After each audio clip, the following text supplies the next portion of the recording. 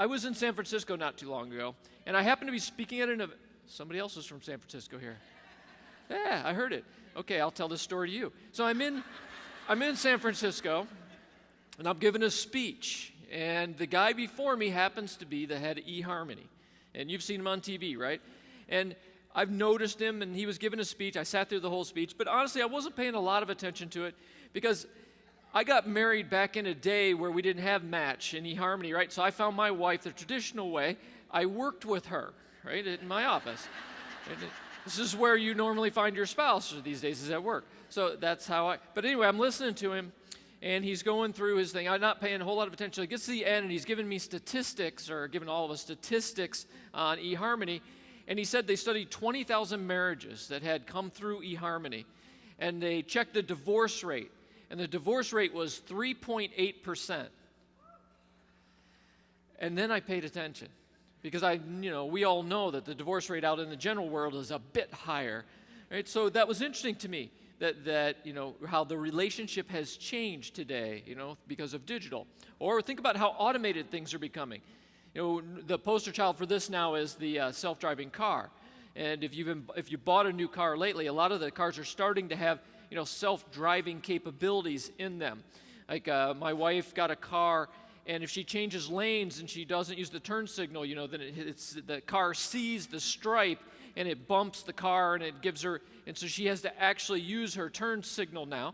And then if she gets close to another car, she gets too close, it automatically puts the brakes on, which is very disturbing to her because, she was used to being able to get up close behind a car.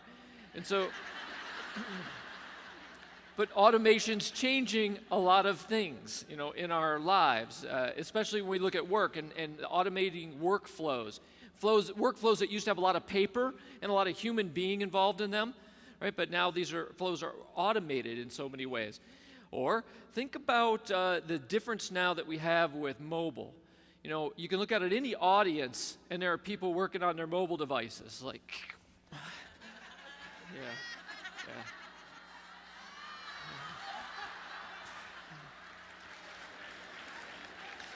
So it's just too easy because there's always somebody, right, working on a mobile device.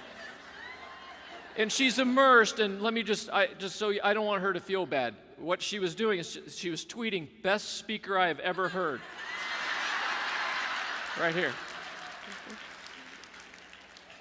So the mobile device is becoming like an outboard brain. And so psychologists have talked about the fact that this is now an outboard brain. That's the role it plays in our life. It's an outboard brain because it does three things.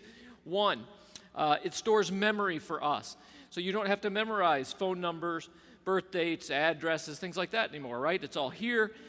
We have studies coming out that now show that younger people don't have the ability to memorize short, small bits of information as well as their elders because they don't have to. Everything's stored here. Second thing it does is it solves problems.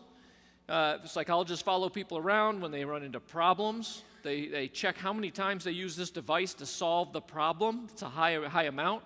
Third thing it does, it's access to information. We used to access all information here. Now we have some information here, lots of information here. And it's instantly available to us. So this is like an outboard brain. Now, the other thing is it's become incredibly addictive. And we haven't had them that long, but already we're very dependent on them, very addictive, especially if you have teenagers, right? If you have teenagers, you know what I mean. Right? I can tell you all kinds of stories about my life, but I have a daughter that has twice dropped her phone in the toilet, and when she does that, she acts as if she's been shot. It's like she screams and she cries and she has to have a new one, and she's 17. So we're addicted to it. But it isn't just young people, right? Because the entire beginning of my talk, right, she had not looked at me once. The longer I hold this, she will not let her eyes off me. Right? But I know if I hold it too long, you'll get shaky.